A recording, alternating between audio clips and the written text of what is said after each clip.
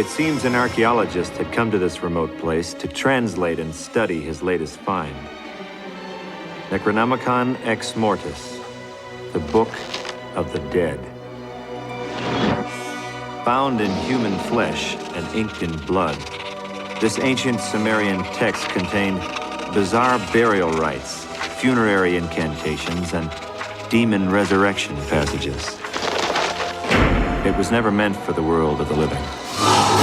The book awoke something dark in the woods.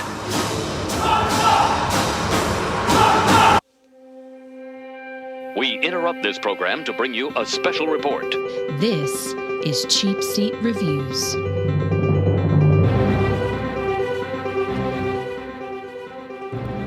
Hello, and thank you for listening to Cheapseat Reviews, the podcast that explores the Hollywood film industry for the greater good. The greater good. The greater good. This is episode 451. 451. And tonight we're talking about the Army of Darkness, or Ash versus the Army of Darkness, or whatever you want to call it. But that's what it is, Army of Darkness. And I should have said, thank you for listening to Cheap Scare Reviews. That's right. We've made it to October once again, where we force ourselves. Sean's favorite month. It is. We love it. I actually really love Halloween. It is one of my favorite months. I love, the costumes and the candy and like all of the pageantry of it. I just don't like it when we force ourselves to watch scary movies.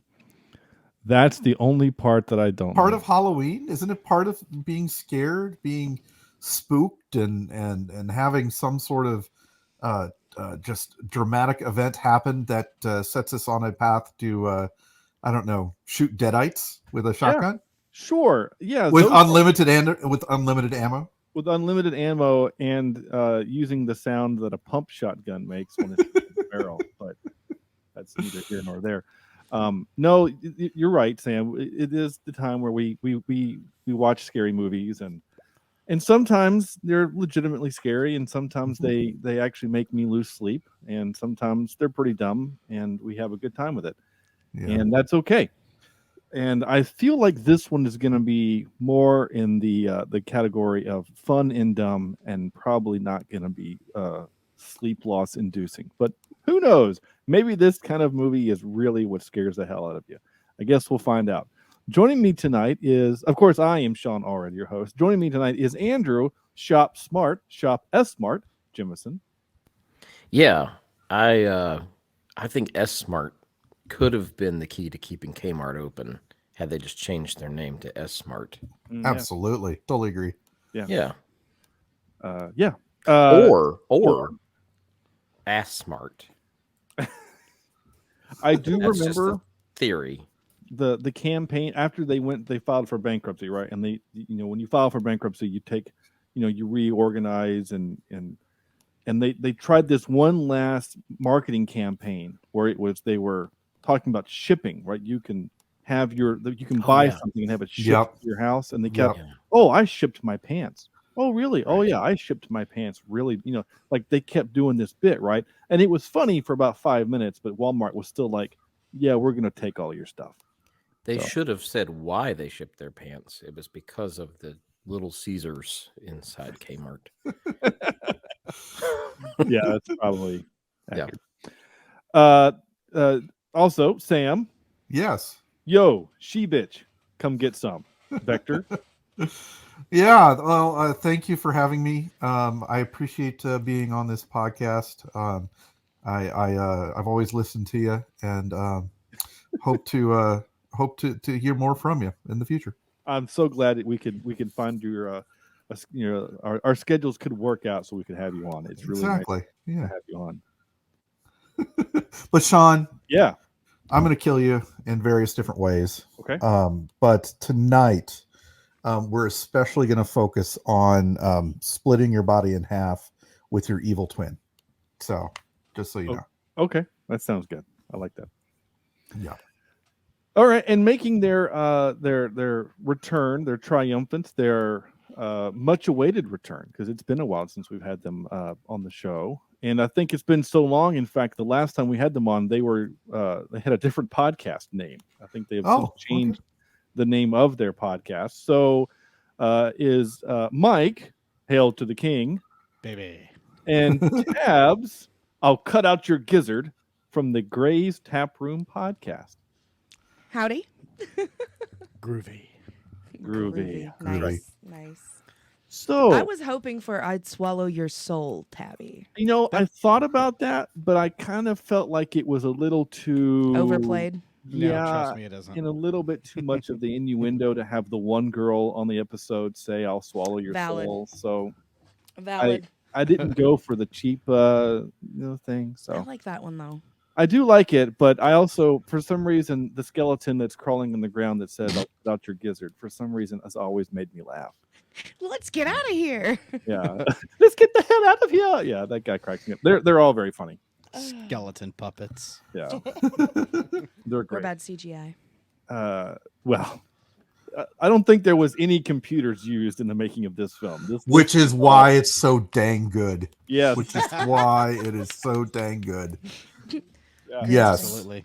Yeah, there was not a computer to be seen on this. I would be mad if they would do even another one of these and computer animate it. That would I would be furious, I think. I don't think, from the trajectory of the first of the two reboot Evil Deads, which I haven't seen, but just based off kind of how they present, I don't think if there's going to be a third one, it's going to be like this. Oh, but I don't know. I could be wrong. I have no idea. We can totally talk about the reboot because 2013 Evil Dead is one of my favorites. Same. Oh wow! But that's a different take on it, kind of like Rob Zombie's Halloween. It's a different take on it. It's just not as good as the others. Exactly, it's not garbage. as good as the original. Wow, Mike says it's garbage. No, not Evil Dead 2013. Rob Zombie's Halloween. Rob Zombie's Halloween. Oh. I thought you were.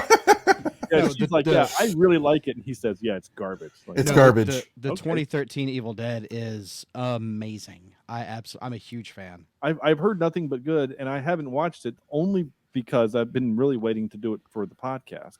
You can do it with our show. Well, there you go. That's true. So I have to give a disclaimer as we start the show.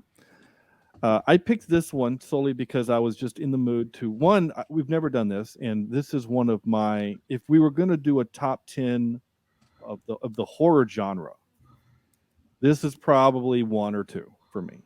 Like, I love this movie. I had not that poster, but like the Fortnite poster that Andrew has behind him, the actual poster I have in a tube over there behind me. Like, I loved this movie when it was introduced to me years ago. It just, everything about this movie warms my heart. I love this movie. So when it became streaming, I was really excited. I'm like, hey guys, let's do this movie, put it on the list.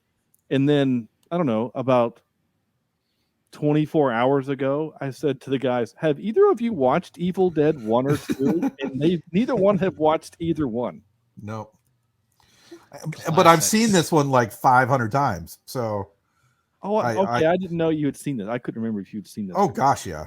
This was our Friday night, get a bunch of really cheap beer and watch on campus. So, or up in college. But this was new for you, Andrew, right? Yes, this was a first for me. Oh my gosh. Okay. Congratulations.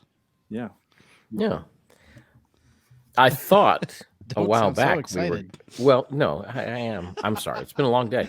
I thought that we were going to watch something similar to this a while back when we watched a movie called Army of the Dead, but I found out quickly that is not anything to do with this. No, not at all. Yeah. No. That movie does use CGI. It does. A lot of it. A little bit. Yeah, like 90% of it. But so they hadn't seen Evil Dead 1 or 2, and I was introduced to those movies my senior year in high school. So that would have been like 1999 or 2000. A friend of ours that was in the youth group that I was in was a college age guy, and he was like, hey, let's watch these movies. And we're like, okay. And then flippin' loved them. Just absolutely loved them. So, but neither one were streaming. Neither one of the original two are streaming. So one day we'll get to them. It's not this Halloween. But this movie does a pretty good previously on Evil Dead, and so you're filled in on it. You're filled in. I mean, because Andrew, here's the funny part, and well, I guess I'm speaking to Sam too. So Evil Dead 1 is its own kind of movie, but the way that it ends, it doesn't have a happy ending. It just kind of ends with the potential of a sequel. A sequel. Yeah. Evil Dead 2 comes out and basically erases what happens in Evil Dead 1.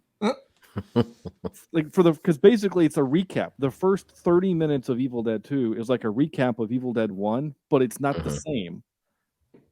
And then it continues into Evil Dead 2. So really Evil Dead 1 is like its own thing, and then Evil Dead 2 and then this movie are really like this is the sequel to that movie. Yeah, because Evil Dead 1 or 2? Evil Dead 2. The way I that see, okay. the opening scene to Army of Darkness is the final scene from Evil Dead 2. Mm-hmm. Yeah, the thing where he's like going into the vortex and stuff, Yeah. like that is Evil Dead 2. Yeah, that's and like that's the end. Yeah, and you see him fall down and land on like very clearly concrete ground, and then the car is again smashed. There's a reason why that looks 5 years older than when he stands up and he's in the California desert where all the horses come up. Right. Because those are two different movies, right? That the original is Evil Dead 2, and then that's the new stuff is when they shot. So it's really interesting. Like this trilogy is weird because they couldn't really do a true trilogy like Star Wars or something. Because I mean, Stan Raimi is like producing this stuff out of his own money. The first movie was that's good. I like that, Sam. The first movie was super low budget. So it's all great. So we'll watch those, but tonight we're going to focus on Army of Darkness. Going forward. Yeah. So, with all that having been said, Andrew, in case there is anyone that somehow missed what this movie is, please tell us what it is. Ash finds himself trapped in medieval times. He must quest for the Necronomicon. Did I say that right? Necronomicon. Necronomicon. Sorry. Yeah. A book of evil, which can return him to his time. Unfortunately, he releases the evil trapped inside the book and unleashes an army of the dead. All right, that works. There you go. Yeah. Very cool. Necronomicon. So, the Necronomicon Ex Mortis. Yeah. That's right. Yeah. Okay. And I'm excited. I love this movie so much. I'm so excited. I'm really interested to kind of hear Andrew's thoughts on this movie, having been the first time you've seen it. Well, when you were talking to Tab, I think it was yesterday or Monday. She said Sean wants to know if we want to come on the show, and I said, yeah, absolutely. Well, here's the movies that he suggested. I went, ooh, Army of Darkness, please, Army of Darkness.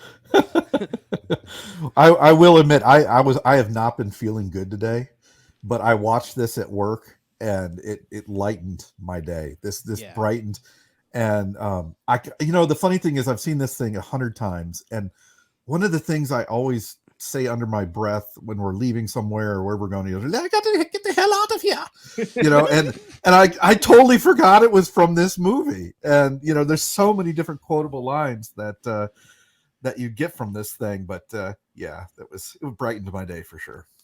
You get a lot of the Bruce Campbell catchphrases in this one than you do the other ones. Oh yeah.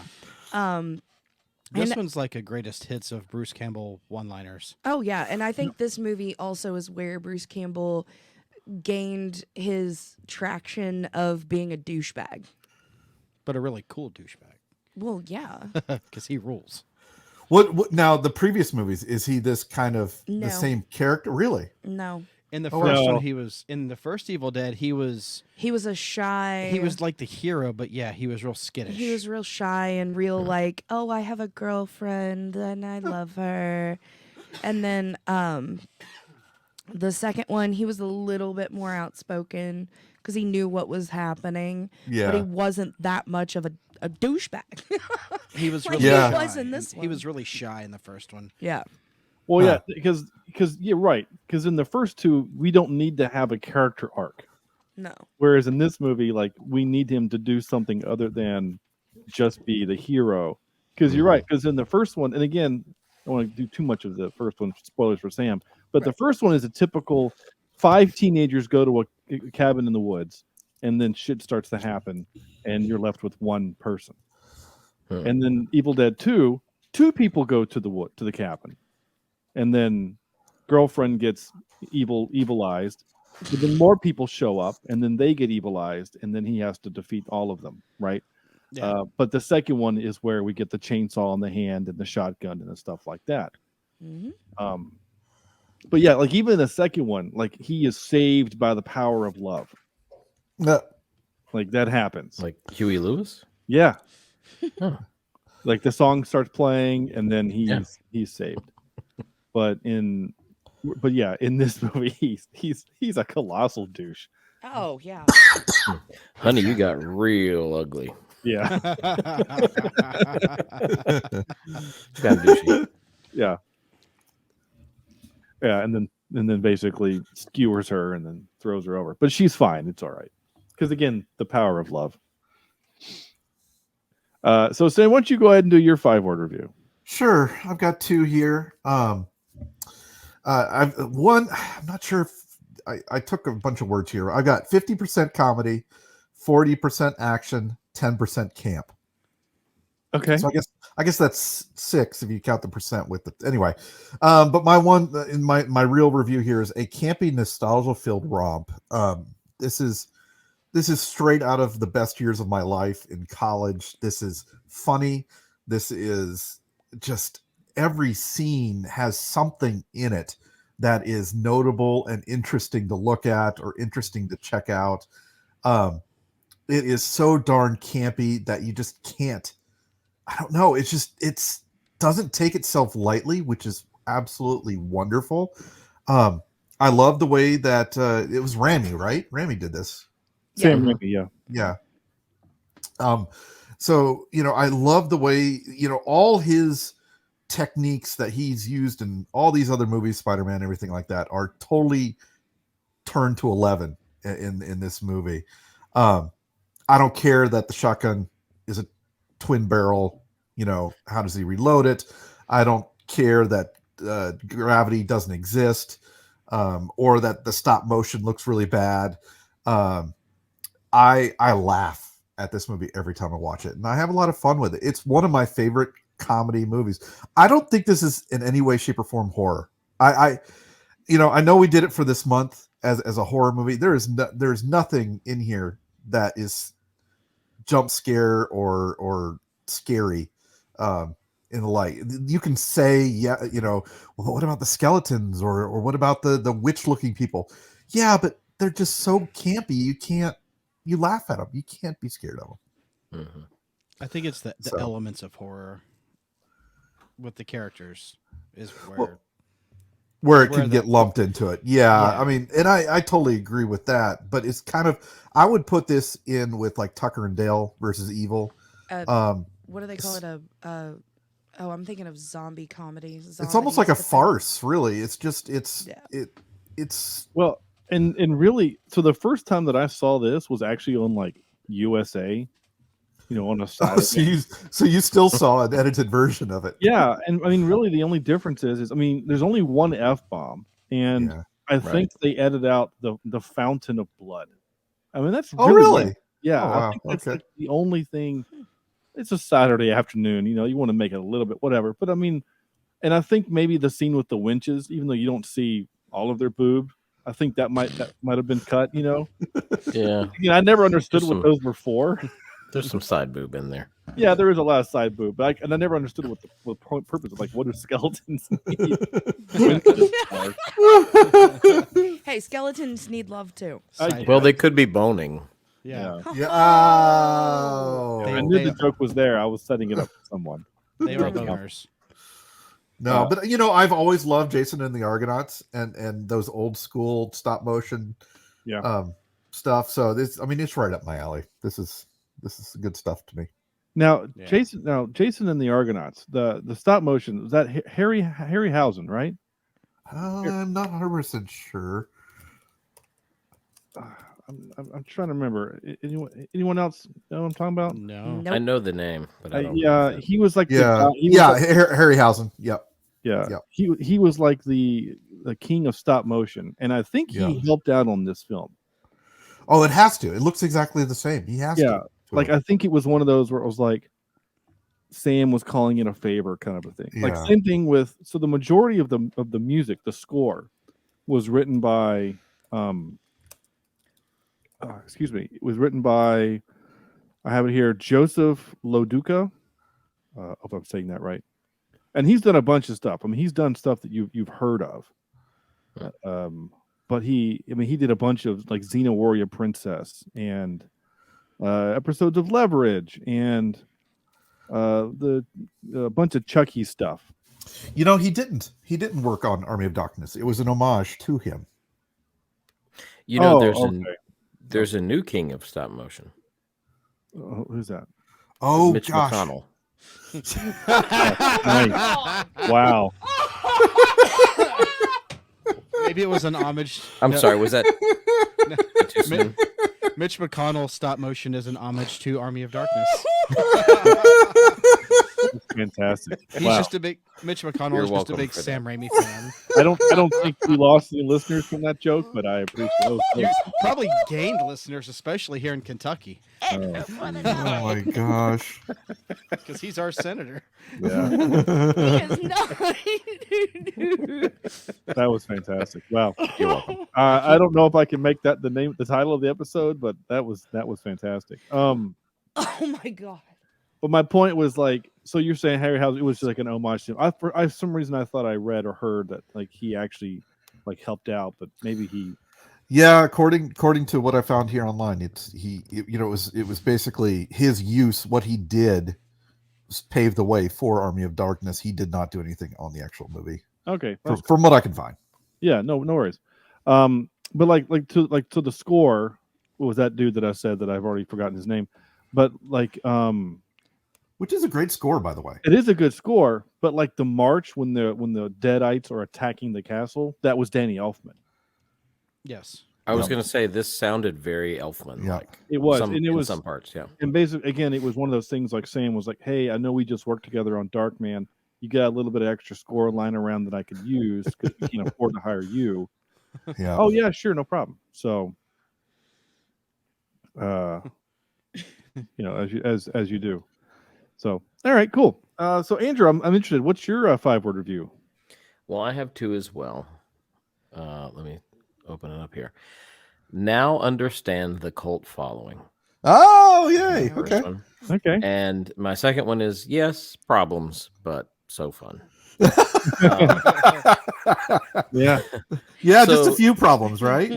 Yeah, I mean, if I'm being quite honest, the story itself is fine. It's kind of, sorry, Siri tried to jump in on our conversation. Joining the show. If I'm being honest, the story is pretty simple and not really all that complex or anything. No. And if you follow it just for story purpose, you're kind of like, that's it. This is all. And then you see the stop motion and the green screen, and it's bad. Like there are some things that are just bad. They're just bad.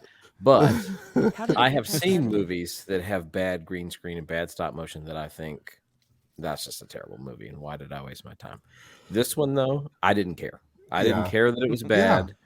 I didn't care that the story wasn't all that complex.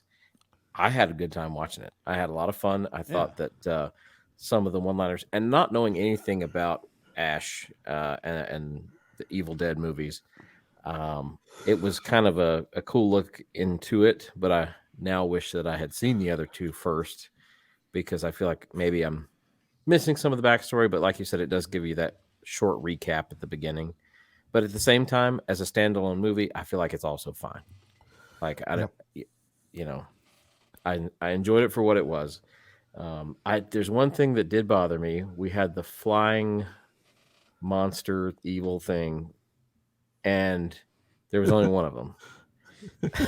Like, and she stood completely still as she screamed, watching it. Yeah. And had they brought an army of those things, everyone else would have been done. Yes, but that was probably the skeletons.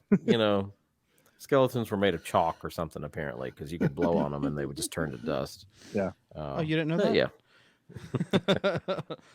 Yeah. But it was fun. Yeah, it's a good little watch. All right. It's like Mitch McConnell's bones. You just blow on them and they dust away. Callback. Tabby, what's your or Tabs, whatever your name is. What do you want to? What's your 5-word review? About Mike just about did a spit take there on camera. He did. Nice. Whatever your name is. Whatever your name is, trash can, right? Sure. Who am I? I have no idea. Funny catchphrases, cheesy overacting. Nice. Yep, that's true. Bruce Campbell doesn't not overact ever. Well, I mean, all of them for the most part. Like, King or not King, but Arthur. Yeah, he's King Arthur. Yeah. Well, throw them in the pit and like over accentuating his character, and then oh my gosh, the Red, and I can't. Henry the Red. Henry. Henry the Red. When he was just like rah and laughing and over laughing at something that really wasn't needed to be. Of course, Bruce Campbell. 100% Bruce Campbell overacting. But again, that is what made Ash. Like, I feel like from the first and the second one, all the crap that he's been through, at this point, he's just like, he doesn't care. F it. Let's just go with it. Yeah. Yeah, I agree. Yeah, the King Arthur character is just like, he's a dick also. Yes. You know, it's like I would be too if I had that haircut. Well, yeah. I mean, if you're a fan of like the King Arthur legend, you would be so annoyed at this version of him, right? Because he's a dick to all of the all of his servants. I mean, like when he screams for Sword Boy, and then the guy comes out with his sword and he puts his foot on him and like yanks it and kicks him down. It's like, good Lord, what a dick! Yes. But, and then he shoots that one guy, like the guy fleeing in the back, and just smirks. It's like, oh, okay. Well, he was a prisoner. Everybody's a dick. Yeah, but you don't shoot him in the back. Well, he's running away. How are you going to shoot him? You don't have to shoot him. You could just stop him. Lower the gate. He's in the castle. Just close the gate. Okay. But we had to show that. Next time you run away from me, we'll see what happens. Close the gate. Well, if you have a crossbow in your hand, I'm not going to be running away. I don't know. He was wearing the hell out of that Tennessee top hat, though. Mm-hmm. Oh yeah. I mean, isn't that where Gail Weathers got her haircut inspiration for Scream 3? The bangs, yeah. Mm-hmm. She bangs. No, she doesn't in that movie. Well, yeah, that's true. She has no bangs. All right, Mike, what you got? I used a quote as my 5-word review. I was going to as well. Well, hello, Mr. Fancy Pants. Because Bruce Campbell is Mr. Fancy Pants. Even though he wasn't talking about himself. Well, Henry the Red is Mr. Fancy Pants. Right. But yeah. He's got to be a prima donna. Bruce Campbell? Oh, yeah. You think so? Oh, yeah. Nah. I don't think so. It's character. Yeah, I don't know. It's just for a guy that probably could have had a list movie career and chose not to. Mm-hmm. I you know what I'm saying? Like if he feels like if a guy that's willing to make a movie or a TV show, because he goes on and makes this TV show, then he also made a movie where basically he is playing Bruce Campbell. Yeah. Mm-hmm. And Bubba Hotep. Mm-hmm. Well, no. There's that one, but there's another one. Yeah, Bubba Hotep, where he spends half the movie complaining about his dick. Yeah. Oh, look at this! I didn't realize he and Sam Raimi went to high school together. Yeah. Yeah, and they went to college together. Yeah. That's Michigan where State or Michigan or something like that. that's where they got the idea for Evil Dead, and that's when they filmed Evil Dead. Is because Raimi was getting out of directing, producing classes for film, and Bruce Campbell was getting out of acting school. So he's like, "Hey, do you want to star in a film that I'm about to do?" So Yeah.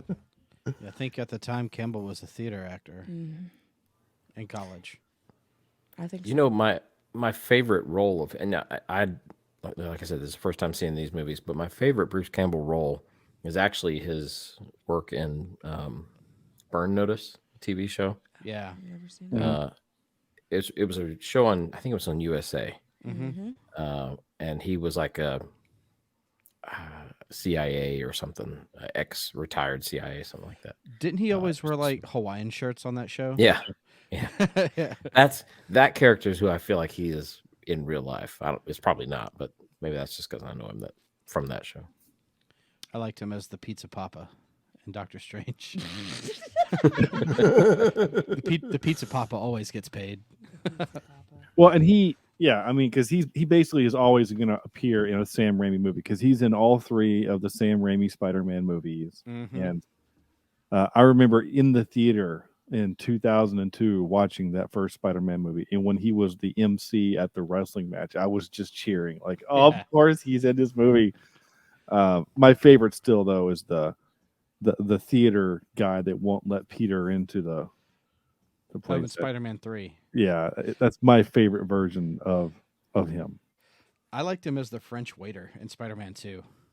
That one's pretty good too. I mean, they're all funny. They're all Oh pretty yeah. Oh yeah. I liked him in Xena and Young Hercules as Autolycus. Yeah. That was a Bruce Campbell Ash type role. Mm-hmm. We really wanted him. I wanted him to be the lead in Darkman instead of Liam Neeson. I think he would have been better for that movie. And then because he's in it at the end of the movie, just as basically like a cameo. But I think that movie is as campy as this movie, but Liam Neeson's trying too hard. I think. Yeah. It's a Bruce Campbell role that Liam Neeson is playing. Yes, For sure. but I think it needed that. And by the way, Sam, Evil Dead 2 was filmed here in North Carolina. Oh, nice. Okay. So it was some of it was at the studio in Wilmington, and then other locations include Wadesboro, North Carolina. So not that far from you, Andrew. No, that's not. My 5-word review, quite simply, is this: the perfect movie does exist.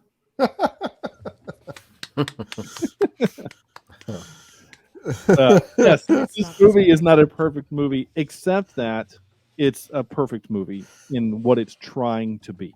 Yeah. Right? Yeah. No, It was not made to be a perfect movie. There's no way they were going through some of these things or like, we're going to win Oscars with the special effects. The acting here is on par with some of the best actors in Hollywood. They could care less. They wanted to film an entertaining movie on a budget and do it right. And I think they did a perfect job. And I feel like they do well. I mean, I'm sure that just like we have this podcast is kind of a passion project for us. I feel like they kind of have those things in Hollywood as well. And I feel like this, like Clooney doing some of those things that he did, Ocean's 11, those are kind of a passion project. Just get your buddies together and make a film.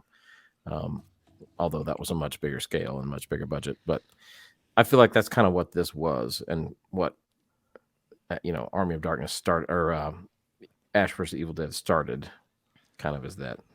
And all of some of the smaller Sam Raimi projects, I guess. I don't know. I get that vibe that it's a movie that they didn't really want, like you said, that box office hit. They wanted just to get together and make a fun movie. Well, here's a really interesting. So, Universal Studios picked this movie up, right? So this actually has a studio behind it. The first two, not, it was like, I think it was like something Sail, Wind, whatever Productions, right? It's like something low budget. And then Universal comes along and says, "Hey, we'll back your movie." and there's lots of rewrites, and basically the producers let Sam kind of do whatever he wanted, except for the ending. They had to change the ending. So the ending that we see in this is not the original ending. The original ending is way worse for our hero. Oh. And test audiences were like, okay, you've shit on this character for 3 movies. You can't end it like that. You got to give him a happy ending. What was the alternate ending? So the original ending is they go to a cave, right? So the idea is, again, you can't think about it too much, right? Because he's living in the United States somewhere, right? And when he goes back in time, all of a sudden he's in England. So what happens is he goes to a cave, right? And they block up the cave, and then he takes this drought, right? That makes him fall asleep, and it's 1 drop for every 100 years. Oh. So the idea is that he drinks, okay, it's 1300, so he's got to do the math. Okay, I have to drink, exactly, I don't remember what's that math? 7, 13, 7, that's 2000. So 7 drops, right?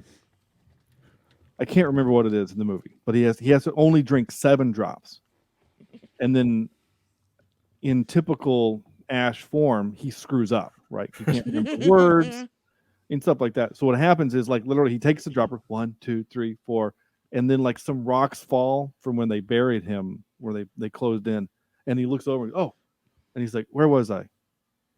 So like he was actually on like number 5, like he only had 1 more to go, and then he does like 3 more, and then he lays down and goes to sleep. And so then they do like this bad stop motion of like cobwebs and his beard growing out and all this stuff, right? So then he wakes up and he coughs, wakes up, and he's in his car, right? He's in his car so that the historians wouldn't find his old Oldsmobile in the history. Andrew, you still with us? We lost you. Lost your feed, your camera. Hello out there. All right. Well, Hey, Mitch McConnell does. Oh. until he figures things out, I'm gonna. Oh, he's back. Okay. You good? Can I not blow my nose in private? It's fine. You just disappeared. I didn't know what's happening. Do whatever you want to. Just, send me a message or something. Anyway, he drinks too many drinks, right? So when he wakes up, he walks outside. So the camera's looking at him with this beard, and he walks out and he just starts screaming. He's like, no. And then the camera cuts to him looking out, and it's like the sea of fire, and it's like Big Ben and the Eiffel Tower and the Statue of Liberty, and like all of the monuments of the world are all in front of him on fire, and everyone is dead. Like it's the apocalypse has happened. And he screams, I slept too long. And then that's the cut. That ends. Like he is now the last human on Earth. Like that's how it ends. And test audiences were like, no, you can't do that. That's mean. He can't end the movie basically dying alone on planet Earth. So that's why we go to him S-Mart. having a shootout in S-Mart, where he took the time to put the holster on his hip for the I love it. I noticed the continuity behind it at the end of this. It almost opens exactly where the TV show starts. Oh, really? I don't know if you've ever seen the TV show. I haven't watched it. No. I haven't had that streaming platform. Yeah. Yeah, so we got to watch the first 2 seasons. I think it's on Netflix now. Is it?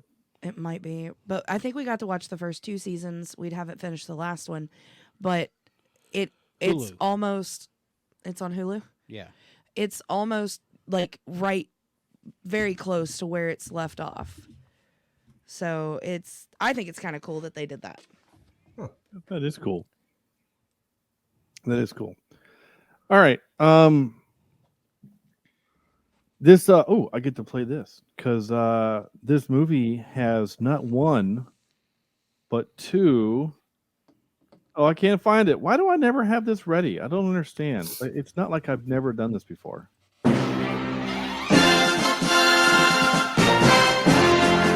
This movie has 2 montages, If not more.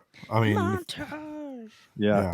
There's the building of the hand montage, And then there's the training montage. We have to have a good training montage. I think those are just the only two that I can remember.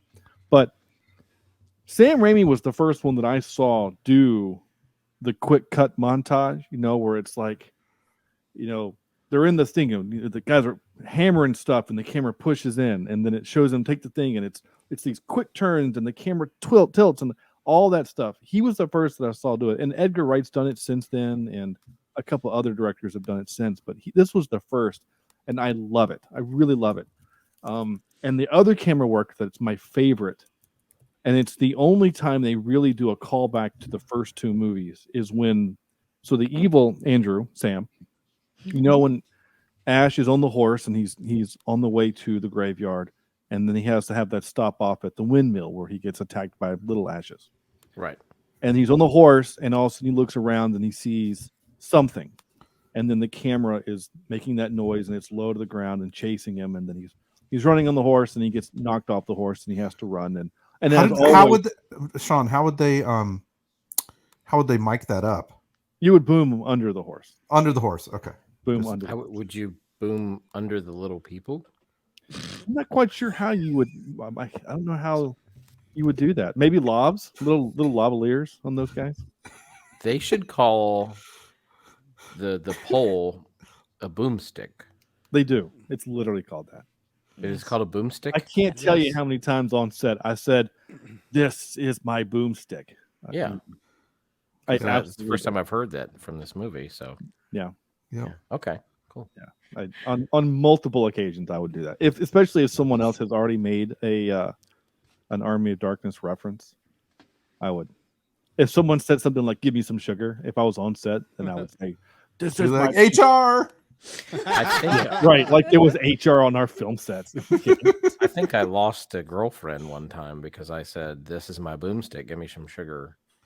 Yeah. Yeah. I think that happened. It does. It's fine. So anyway, so the camera that's kind of chasing him, right? And it always is like, it's like one of those things where the camera is like right on him, but then somehow slows down and whatever. Like it does that multiple times. So that is a callback to the first two movies. That's the evil is always represented by the camera when it's going around trees and being real creepy and kind of, doing that scene. So when he gets inside and the camera is like attacking the door and you have like that shaky thing happening and then like the camera's looking around at different things, that's a direct callback to those first two movies. And that's some of my favorite cinematography in the movie. I love that motif and style and feel and vibe and all that stuff. Then you would love that in 2013 because they have really good cameras like that. Yeah? Yes. Oh, I love that they kept that. Let me ask this question. So is the evil represented by the camera? Is this the evil that's been following him for the past two movies? Because I feel like the Necronomicon evil is a different evil, which awakens this Army of the Dead. Sort of. So, okay. Yeah. So the first time it happens, an idiot reads the book. The idiot reads the book, and then there's always an idiot that reads the book, right? And then you have, which of course is like the call to, or the homage at Cabin in the Woods, right? Yeah. They read the book and then shit goes bad. Mm-hmm. That's referencing this. So yeah, when they read the book in the first movie, that's when the camera wakes up and goes after them. And then same thing in the second movie, they read the book, then the camera wakes up and goes after them. So the fact that he hasn't read the book yet, but Deadites are already a thing in their time period, would suggest that someone else read the book at some point and left it on the altar with those other two books for some more hilarity to ensue. Yeah, that's okay. So when we go to, I'm not complaining, but it's fine. It's fine. But when you hear, you'll never get the Necronomicon, like it's impossible. You're gonna die before you get to it. It's literally sitting. Yeah, he just walks walks on a shelf. You just walk up to it. I feel like an idiot would stumble upon it and just read it. Yeah, it's surprising that I think, and that probably is what happened. An idiot read the book already, and A then virgin lit the black flame candle. yeah, Yeah. You're a virgin? you're a virgin. Yeah, okay, I'll get it tattooed on my forehead. That's See, usually that how movie. it goes. But no, even in the first one, like the because there was 5 of them, and it was like the one left out guy that didn't have a girlfriend. Even in the 2013 version, it was the left out guy. Always that found the book and started reading, and then there's this voiceover of this old guy who's a professor talking about the book, talking about what had happened to his wife after he read the book. So it's the book. I mean, that's the whole thing. The funny thing is, the book actually also changes. So, like in the first movie, the book is like a small little diary, and then the second is the big one, and this one, they're like it's much bigger. But actually, in the second one, it's the tape. They don't read the book. They play the tape of the guy reading from the book, which causes the evil Deadites, the evil to come back. Yeah. Evil camera. Did you guys? So the whole Jason and the not Jason and the Argonauts, the Gulliver's Travels, bit with the little dudes. Like, Yes. I don't care. That scene still works for me. Yes, Them I being all love it. mischievous and silly, and like, I know there's some kind of, you have to have them act. Ash has to act with them not actually there. There's a lot of it. I just think it still works. I mean, you have to remember this movie is 5 minutes before Jurassic Park's about to come out and change the world. Yep. And yet, that scene still totally works. What about That's what I was saying. Like Andrew? Does that scene that scene bother you because there's a lot of slapstick, but like the scene itself doesn't bother me. It's that was one of the scenes that I thought that the green screens work, or however they do that, the layering. It's like layering, it's like composite, composite. That was not done well. Like, I guess for the time maybe it was, but it was pretty bad. I think because the first time I watched it was on a cassette tape on a CRT TV. Yeah. So you don't notice it as bad. Now I'm watching on a HD TV. Right. There's some, you can kind of see it a little bit more, but I think for the time I thought it was pretty good. Seriously, I think it was pretty good. But again, you don't care, right? Like, you don't care. Right. At least I don't care.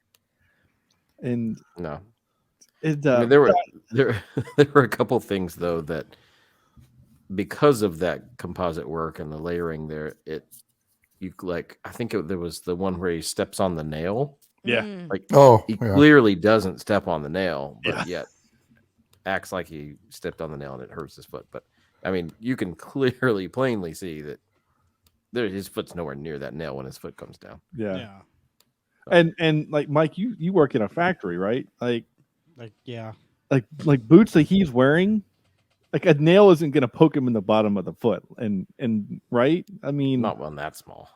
Not with some good Caterpillar work boots like he was wearing. Yeah, it was just for the gag. Yeah. I mean, it's Bruce Campbell. Of course, it was for the gag. It's always for the gag. It was just a bit. That's all it was.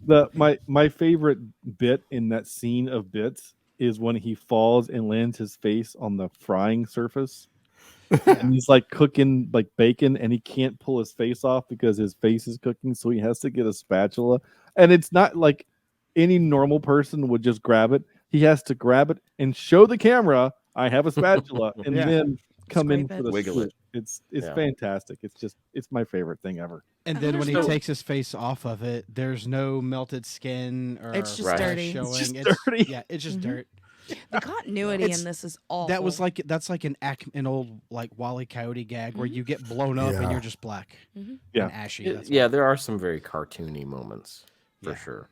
Yeah. Oh yeah, I mean, but that's part of the fun. Yeah. Yeah, like in cartoons, if you don't want to have to draw the character carrying a weapon, then you just have it behind them, right? So they just reach behind them, and all of a sudden they have a weapon. it's like Ash is going through this symbiosis, whatever when you split, right? That's not the right word. I'm trying to sound smart, but I'm failing.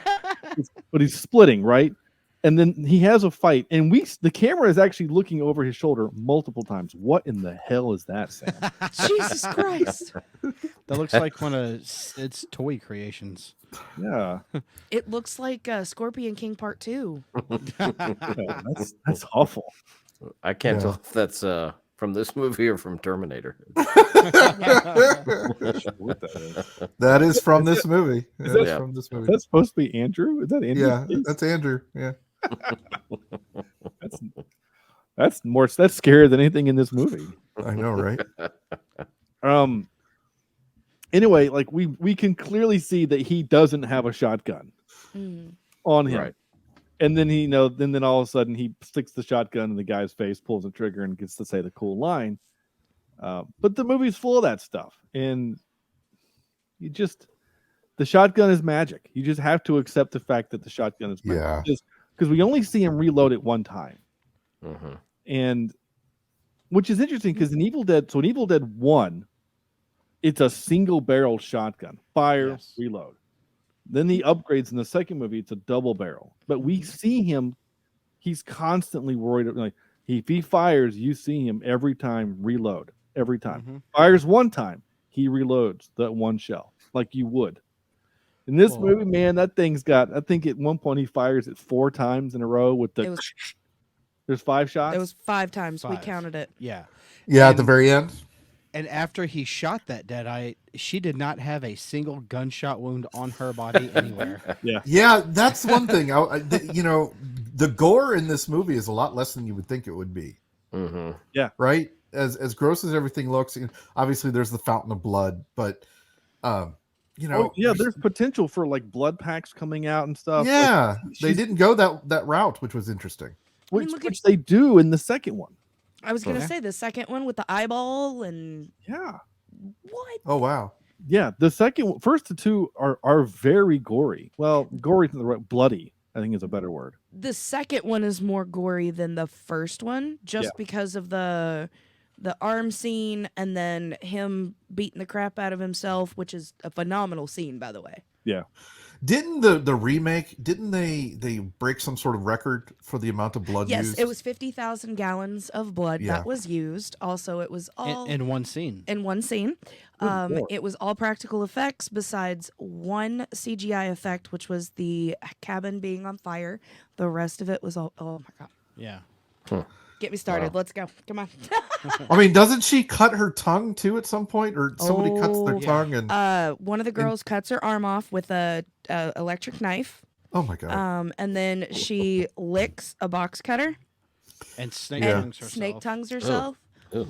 Yeah, that's what I've seen. And then the girl in the shower cuts her. She Heath Ledger's her mouth. Yeah, she gives herself a Chelsea grin. Oh, it's brutal if you're not grin. ready for it. Huh.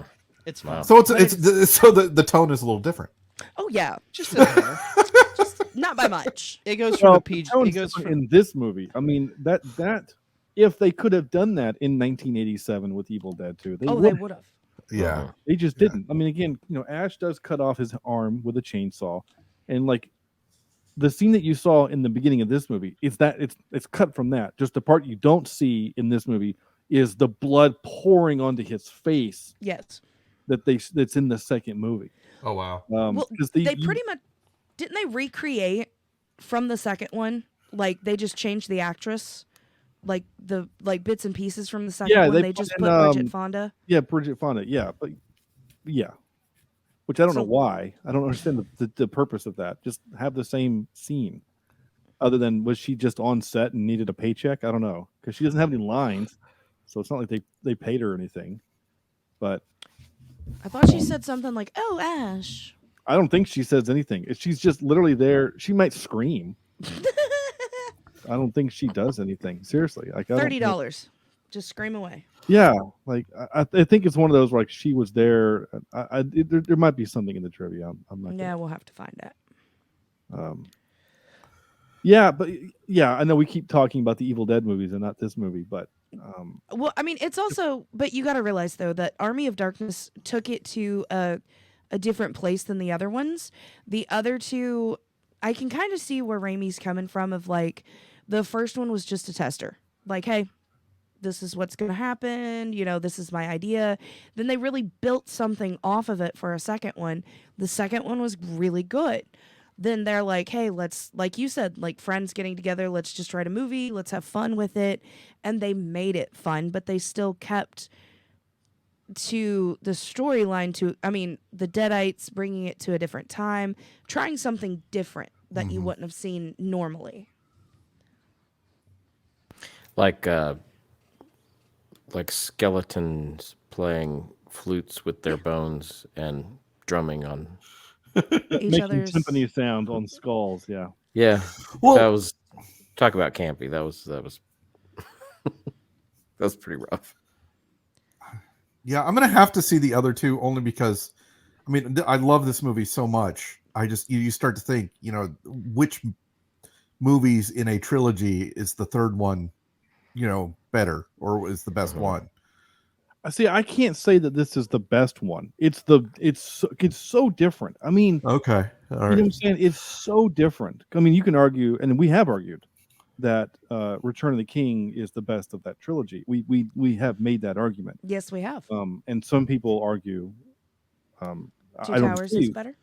Well, you can make a case for each one of them being the best. Yeah, because which was interesting because when we did that trilogy last year, each guest we had on for their movie, it was their favorite of that trilogy. And I didn't plan that; it's just the way it worked out. But could you imagine if the Fellowship of the Ring is the Fellowship, and then the Two Towers is that, but then the third one they go this campy, like that's how different the tone is. Oh wow! Yeah, you know what I'm saying? Wow. Because and I could be wrong. I could be way wrong. So like they go from Two Towers to The Hobbit. Yes. No, it's more like no. Desolation of Smaug. No, that's too bad. No, that's just going from two good movies to a bad movie. Okay, all right, I see. I get you, You know there. what I'm saying? Like, Yeah. just the tone of those Hobbit movies, they're still trying to match tone. I think the execution is wrong. Okay, Yeah. here it is, Sam. Seriously, here it is. You have the Fellowship of the Ring, you have the Two Towers, and then Dungeons and Dragons is how it ends. Oh, okay. Yeah. Okay. I can see it. You know what I'm saying? Like That's Yeah. how different this one is from the other two. Yeah, that's how different wow. this is from the first two. Is Huh. as Are the first two scary? Are they horror movies? Yeah. Yeah. They're Oh wow. legit Okay. horror films. Okay. But they still have that campiness to it. Yeah. Well, the first one doesn't, but the second one has a little bit. The first one has a rape scene. Whoa. Yeah. There's Okay. a legit rape scene in the first one. Is that the tree? I've heard about a tree. Yes. Yes, Okay. it's All the right. tree. Mm-hmm. So, yeah, Wow. again, Damn like pagans. this movie. I thought you were gonna say vegans. Those two. Yeah. Yeah. But yeah, this movie is so far removed from those because, and from what I remember, and I could be wrong, is that the first one, The Evil Dead, the 1981 one, whatever, was, it's actually rated NC-17 Oh wow. Okay. for blood, and there's some nudity and again the rape scene. But from what I remember, it wasn't just it was a scary movie, like it was like a project, right? Like it was his college thesis or something. He was like it was never meant for like mass production. They were fresh out of college when they shot it, but they wrote it while they were in college. Yeah.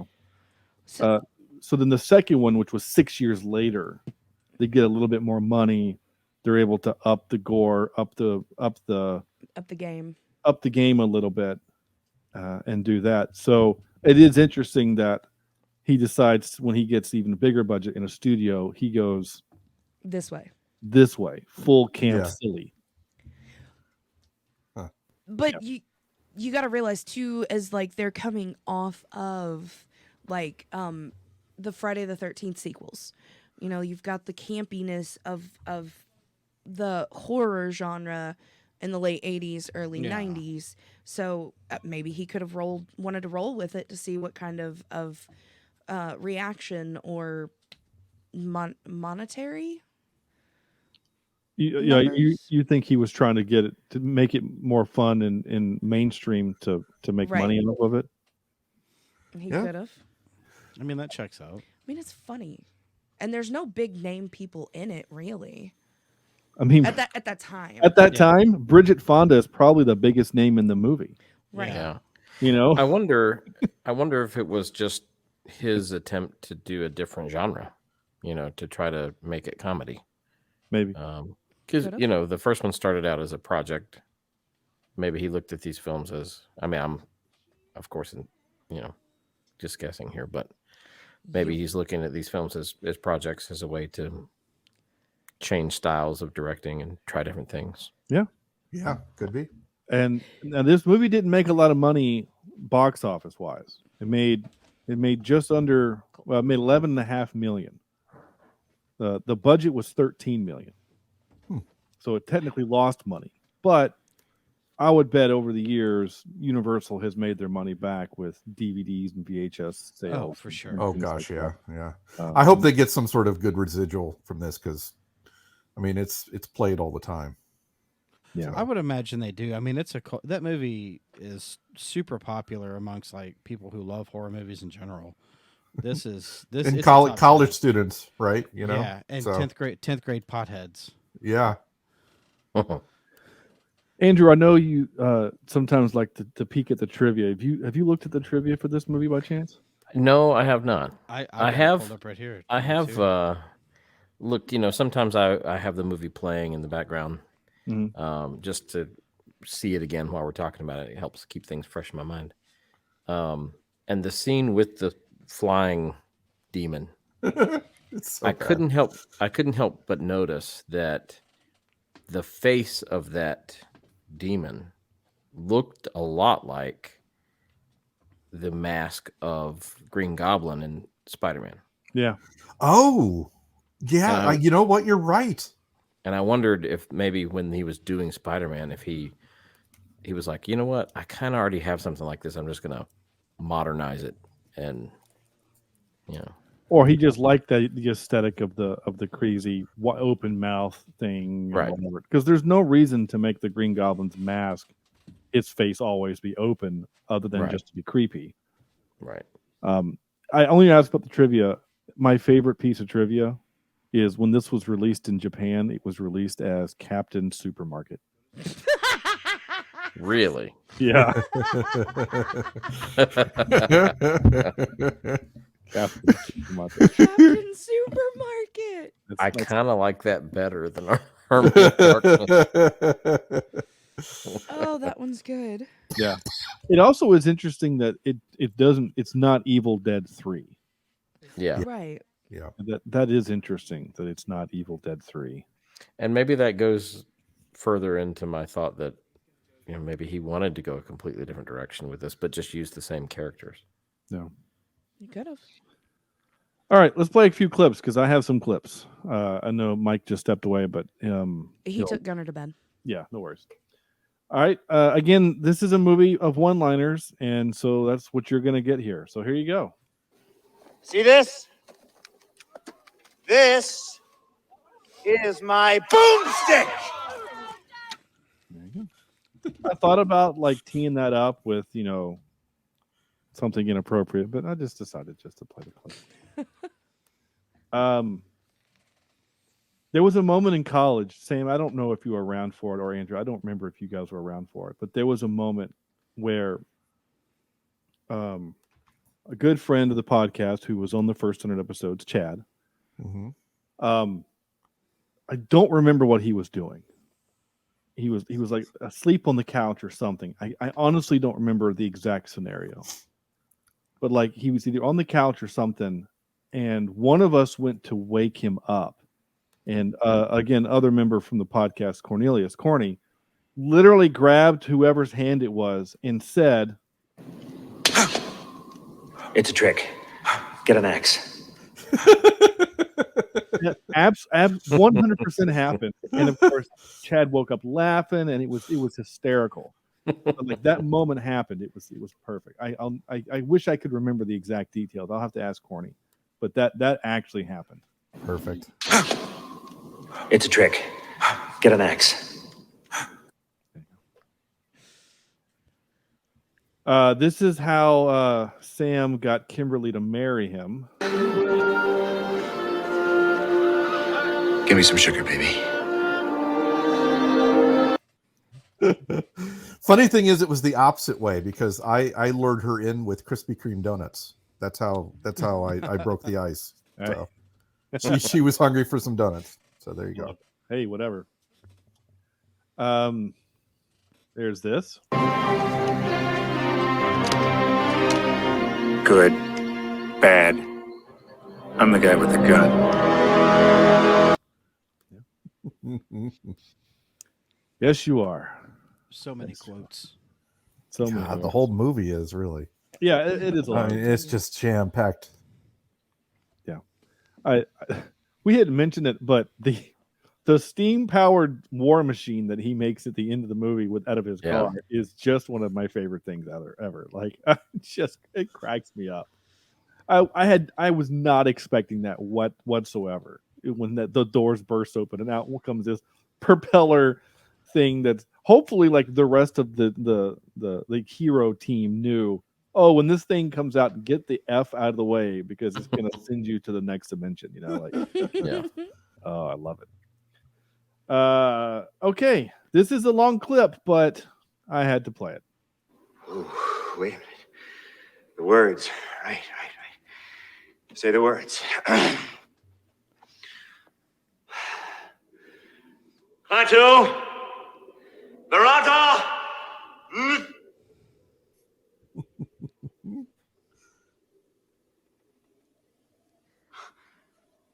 Necktie, nectar, nickel. Noodle. It's an N-word. It's definitely an N-word. It's definitely an N-word. Klaatu, Barata.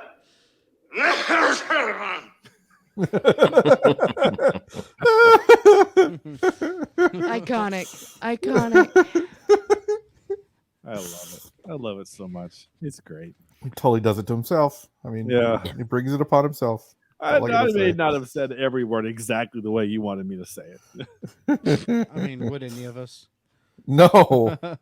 It was close enough. And in fairness to him, if a wise man on 5 seconds before I'm about to start this journey walks up to me and says, I need you to say these 3 words that are in not your language, like you need to write them down for me. Yeah.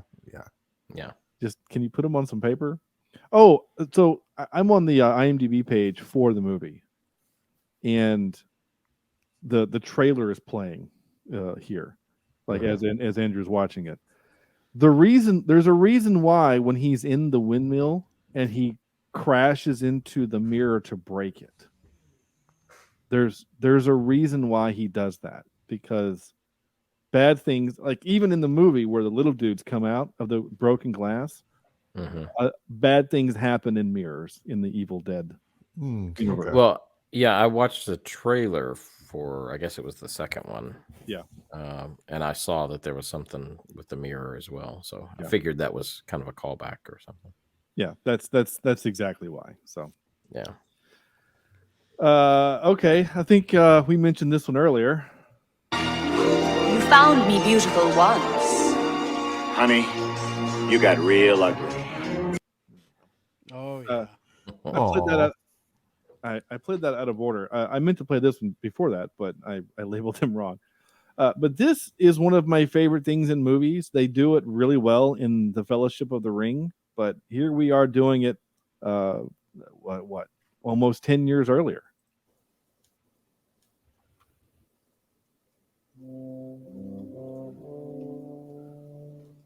A tuba?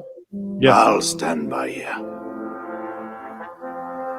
You can count on my steel. I'll offer up my courage. Your sword's by his side. I'm with you. I'll bid my bow to your will, sir. And my I like that. I never noticed that. Oh yeah, it's that's You It's a have good my scene. and the scene, the guy that says, "You could have my steel." That's Ted. That's Ted Raimi. That's Sam's brother, who he's talking to at the end of the movie in the convenience store. Mm-hmm. Yeah. Who is also in Spider-Man movies. Yes, he is. And finally, he was also in Evil Dead 2. yes, he is. He's in Evil Dead 1 also. Yeah. He's in all of them. But in the first one, he's like, I think it's like fake Shemp or something. I can't remember what it is. Oh, okay. Yeah, he's in there somewhere. He's a great actor. As long as Sam Raimi's directing, he's got a job. Well, I mean, it's the same thing with my namesake. What's his name? Sean Gunn. No. Well, yeah, Sean Gunn with Sean Penn. his brother. No, Opie. Ron Howard. Oh. Ron Howard. Yeah, Ron Howard. Well, Yeah. so Ron Howard had his dad and his brother in all of his movies. Now, of course, his dad passed away a few years ago. But if Ron Howard's directing the movie, you know that his weird-looking brother is going to show up somehow. So, Yeah. And that's the better looking of the two. yeah, bless his heart. Same thing with Sean Gunn. He's got a weird little brother. He does have a weird brother. Mom says you got to put me in your movie. Ma. Could you imagine like the first time because he does Guardians and Kraglin is in the first one, like he doesn't really do a whole lot, and then he does a lot in the second one, and then a whole lot in the third one. Like he's the body double for Rocket the Raccoon. Yeah, which is fantastic. You can be in it, but you're going to be something else.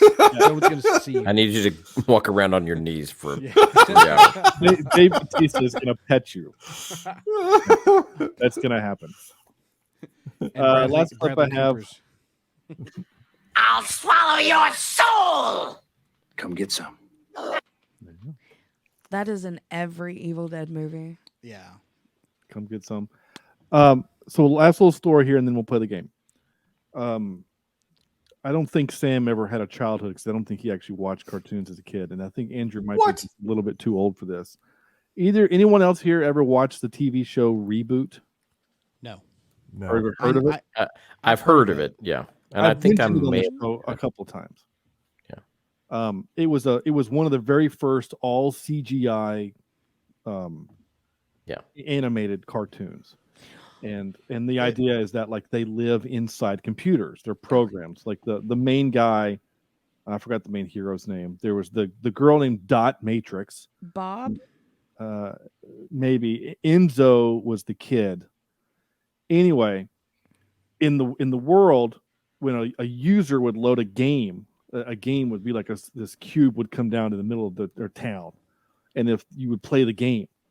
And if you beat the user, then you got a power up. If you lost to the user, it would erase that part of town. Anyway, there was a game which was basically the Evil Dead game. And so the user was Ash. All he did was run around shooting deadites saying groovy.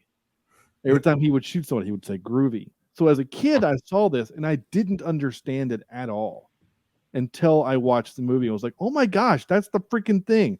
I'll send you the link to that show, just in case it sparks any memories for having ever seen it. But again, it was one of those things. It was on Nickelodeon or something. I said, Sam, you were already like driving cars when that show. I don't remember that one at all. But I didn't watch a whole lot of Nickelodeon, so they didn't play that one in the moving pictures there, Sean. Yeah, it came out in 94. Yeah, no, I was already I was interested in girls by that point. So yeah. It's so weird. It says from 94 to 2001. I don't think it actually ran that long. I just think that maybe they took time off in between. It was in syndication or something. It was a Canadian show, so that explains everything. Well, it was only there more than it was here and in Canada. So so it looks like season 1 was 94, season 2 parts of season. Okay, so the 2001. I guess that's where they ended season 4. Interesting. All right. Yeah, they took 3 years off to keep finishing seasons 3 and 4. That's really interesting. All right. It's such a bad show, but I kind of want to watch it with the kids. It's the original Pixar. I mean, I don't know about that. The animation style. It does. You're not wrong. It does kind of look like. I mean, look at the first Toy Story movie. Yeah. Yeah. No. The first Toy Story movie, the toys look fine. Sid looks nightmare. Like Sid and the dog. Any humans or anything furry. Reboot. Yeah. Go watch Reboot. That's my thing. All right, time for this. And now for some more bad news. Ready? All right. This is where we play the game of, hey, did you notice? It's a game where Andrew watched this movie and found little funny details in the back and to see if we, in the background to see if we noticed. This will go back and forth. I guess we'll do the two of them versus the two of us, Sam. So I think that'll work out just fine. And of course, if we get the answer right, you get a point. If you get the answer wrong, their team gets a chance to steal. Andrew, take it away. All right. Here's the first question. As Ash is cutting off his hand, a musical instrument can be seen in the background of the cabin. What is it?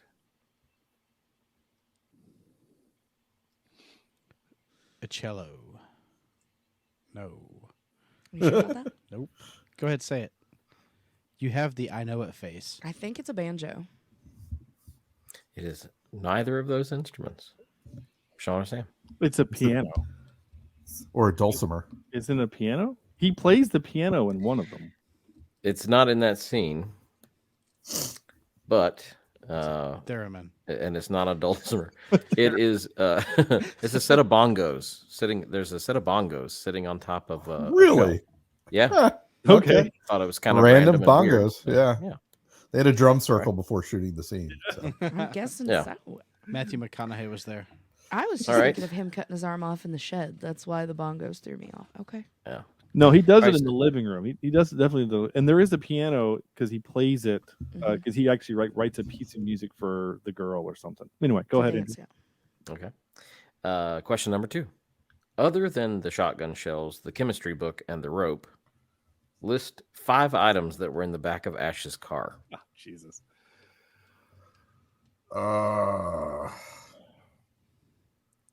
5 items in the back, other than the chemistry book, the rope, and the shotgun shells. Shotgun shells. Spare tire? No, jumping cables. Yes, that's one. Jumper cable. Okay.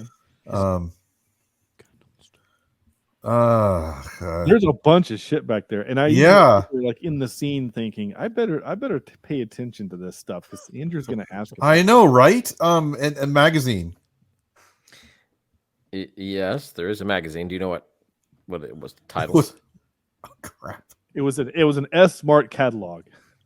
No, I don't know. I can. I'll give it to you because it is a magazine. But it is called Fanforia. It is a horror magazine. Oh, nice. Okay. Yeah. Oh, cool. All right. Okay. So that's 2 things. 3 Wait, more we have items. to do. We have to what? Yeah. A stuffed animal. No stuffed animal. Okay. Let them go. Let's see if they can come up with 2. All right. Let's hear. That was 2. You can use those 2 if you wish, or you can list 5 other things. What? Well, what'd you say the name of the magazine was called again? Fanforia, I believe. It's Fangoria. Fanforia, excuse me. Yeah, I left when I Fangoria. typed it. When I typed it up, I misspelled it, or it autocorrected. Yeah. And then the jumper cables. You said the gun holster. Yeah. And We got 2 more. a Is there a clean pair? pair of socks? No. A clean pair of No. shorts. Shoes. No. His infamous blue shirt. All right. Well, you guys did pretty well. You did pretty well. But here's what was in the back of his truck as far as everything I identify, or the back of his car. So there was a gas can, a 2-liter bottle of Coca-Cola, a handsaw, which he takes out, toolbox, measuring tape, jumper cables, a spotlight, flashlight type thing, the magazine, and a boombox. Oh, a boombox. Okay. Yeah. That's everything I could identify. There were other things in there. I just don't know what they were.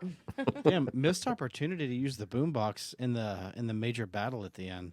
Right? Yeah. All right. Sorry, that was a long one. Question number 3. After Ash returns to his time and is telling the story to his coworker, the two men are standing in front of a display of what 2 items?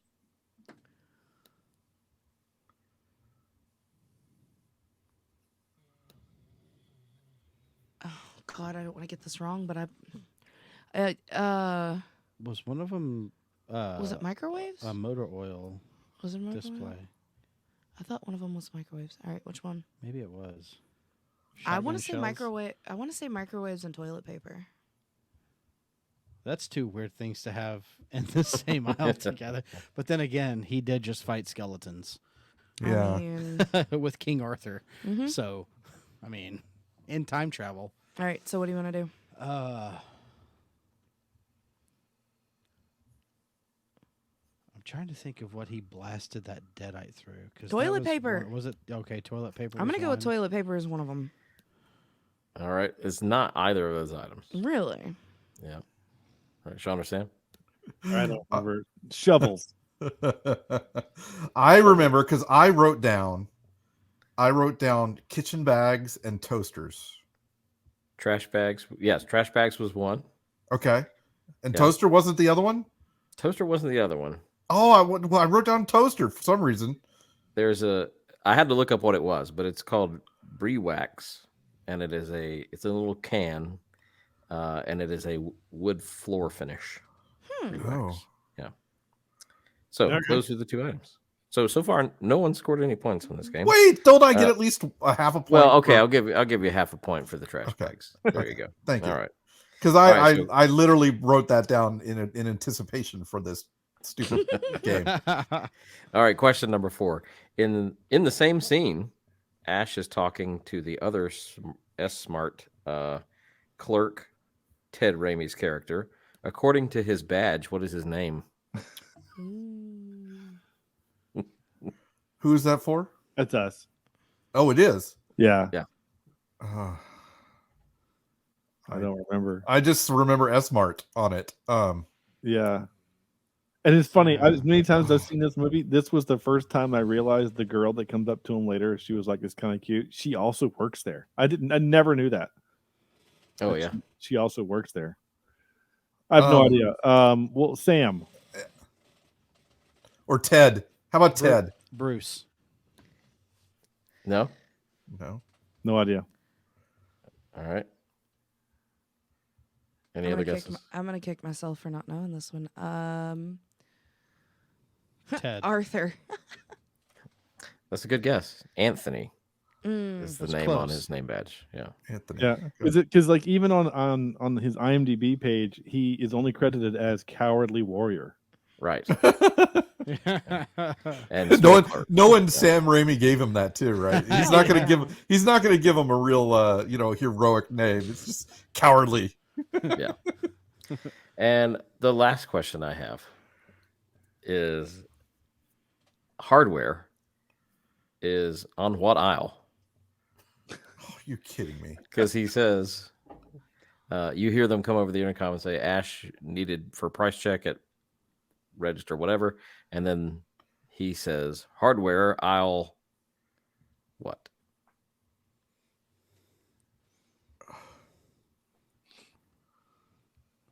Four. That's what I'm gonna. Yeah, it's like, yeah. No, Sean or Sam? I thought it was 3, but I can't now. Yeah, I think it's probably 8. That's closer. He says hardware aisle 12. 12. Yeah. Dang. The only thing that I wrote down in preparation for this game was 586 IKV. That's the license plate. Was that the license car's plate of the license car? plate. You know, I almost did ask what shirt was Linda wearing when she got out of the car at the cabin. Okay. But you've already mentioned it in the podcast tonight, so I had to change it. And that is the college where both Bruce Campbell and Sam Raimi went, which is Michigan State. Michigan State. Yeah. Cool. So there you go. All right. That was a lot of fun. Nice. Wait, what's supposed to happen? Well, Dead Daniel Radcliffe, this is where we give this movie a score from 0 to 10. And so we'll let Andrew go first. Well, IMDb has a 7.4 out of 10, I believe is what I saw on there. And Rotten Tomatoes, I think it was somewhere around 68%. I've already closed these things, but 68% on Rotten Tomatoes. I had a lot of fun. You know, there's problems, of course. And if it comes on again, I'll like I can't stream it, but if it were to be on in someone's house when I walked in, I'd sit down and watch it again. So I'm going to give this a 6.5 out of 10. It's a fun movie. Yeah. Definitely worth a watch. All right. Tabby, what you got? Of course, just like Andrew said, it is a fun movie. Anytime it's playing, absolutely. Anytime it's free to watch, absolutely. It's that kind of movie. Cult classic, or it should be a bigger cult classic. It's the continuity behind it all is what really aggravated me. It just put me over the edge. Like the whole time we're watching it, I'm like, that's not right. What happened? But I would give it a probably 5.8. 5.8. Really? Yeah. Oh wow. That's low. I know, but I mean it's good, but it's not like up there. For All me. right. Mike? I'm gonna have to give it a 7.5. Jesus, okay. It's got a lot of one-liners. It is funny. It's got good elements of both horror and comedy meshed really well together. I mean, yeah, the continuity is rough on it, but The one-liners are the only with ones. a movie like this, something like that is easy to look beyond because it's so entertaining from start to finish. So, yeah. Okay. All right. I'm with you. Sam? This is so rewatchable. You know, it's one of those movies that I've seen it in the double digits. Give me a 7.89 out of 10. Okay. So gosh, 10 years ago, actually would have been longer than that because I don't think my son was born. Maybe he was. I don't remember. But my mother-in-law was visiting and she brought a movie to watch. And she just went to Walmart, $5 bin, picked it up, bought it, and brought it over. We stick it in, and it was Trick or Treat. And which I hated. I hated that movie. Especially that first one. The second watching that we did for the podcast, I liked it a little bit better, but I did not enjoy it the first time. So when that movie ended, I made her watch this. And we were probably 25, 30 minutes into it, to which she said, why is he making me watch this? Does he hate me? Like, I can hear whispering at Sarah. Pretty funny. Anyway, I love this movie. I adore it. I think it's wonderful and stupid and fantastic and all of those things. So I'm going to give it an 8.5. Wow. I like this movie so much. And I just, all of those things, continuity aside, one-liners, things that don't make sense. The slapstick enough is raises it for me because it's ridiculous. I mean, the head evil Deadeye was played by Bruce Campbell. Like when he's trying to say Sally Forth, he can't because his jaw keeps getting disconnected. It's just so dumb but funny. Yeah, I love it. So that gives us an average score of 7.385, and I'm okay. Nice, yeah. Again, for Mike Tabby though, for what it's worth, my opinion doesn't matter much. I gave Dungeons and Dragons: Honor Amongst Thieves a 9.1. So, wow, I'm weird. Yeah, just have a different taste than people. Yeah, though we've never seen Dungeons and Dragons, so we can't really say anything. Yeah, it's fun. We haven't seen it yet. It's fun. It's fun. It's like this, just with a budget. Oh, okay. Okay. Yeah, I mean, it's source material, Dungeons and Dragons, and just have a good time with it. Just go into it with no expectations. With no expectations. Go into it thinking whatever mindset you had in 2003 when you saw Pirates of the Caribbean for the first time. Okay. You know, like, I don't know what this is gonna be. This might be fun. I don't know. That's the closest I've ever been able to compare it to. Yeah, is those pirate movies. Anyway, Mike and Tabby, thank you so much for coming on the show. Tell our audience where they can find your show. You can find our show everywhere you find your favorite podcast on our link tree, linktr.ee/Gray's Taproom Podcast 2. Also, you can find all of our socials, our merch store, and our Patreon as well. Where we have our other 2 spin-off episodes. Yes. Time We Asked Tabby and Cults. And 3 spin-off episodes, our monthly Last Call episode. Last Call, and then you've got Cults and Cults and Killers. Cults and Killers, yes. Yep. Nice. Very cool. Go check them out. It's a lot of fun, especially the episodes that I'm on. There we go. I always have to say it's written. Sam wrote it in my contract for some reason. I'm not sure why. As the business person that he is. Next week we're doing Nope. We are doing Nope. And I think it'll be our first Jordan Peele movie that we've done for the show. And it'll be my first of his movies I've seen. I've not seen any of them. I didn't see Get Out or Us or any of them. Nope. I've never seen any of them either. All I know is there's something about cows. That's all I know. Cows? Yeah. Mm-hmm. It's horses. Oh, the horses? See, I don't even get that part right. So I Same know nothing about this other than Jordan Peele and horses, apparently. M. Night Shyamalan. No, it's not. No, Jordan Peele, not Shyamalan. Oh, I know, but he's like an M. Night Shyamalan kind of. No. It's got a little bit of a feel of it, but a better writer. I was gonna say everyone says Get Out is great. I mean, Shyamalan has made he's made 2 great movies. 3, I'd argue. What's the third one? You got Signs, right? No, Signs is terrible. I'm not sorry, not Signs. Sixth Sense. That's Sorry, a great Sixth movie. Sense. Sixth Sense. Yeah. The You've got bad movie. Unbreakable. Unbreakable is fantastic. Unbreakable is a fantastic movie. The rest are terrible. I enjoyed The Village. You can enjoy Thank it. you.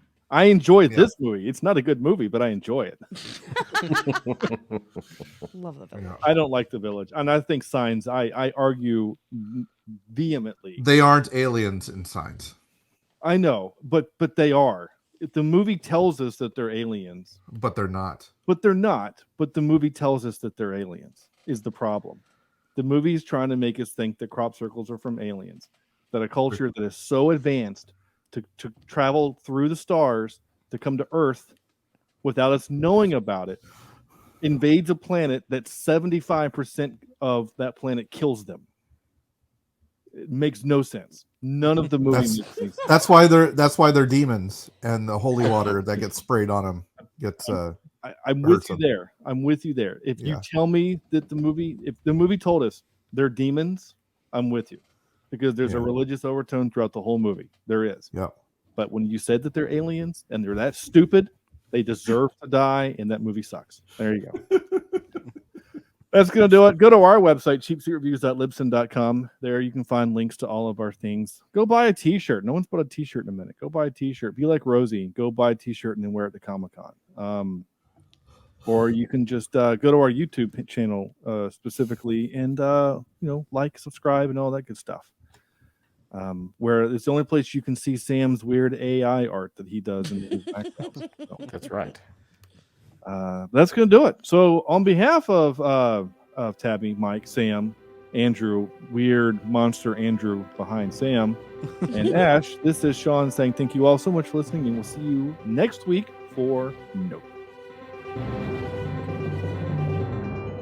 This is Cheap Seat Reviews.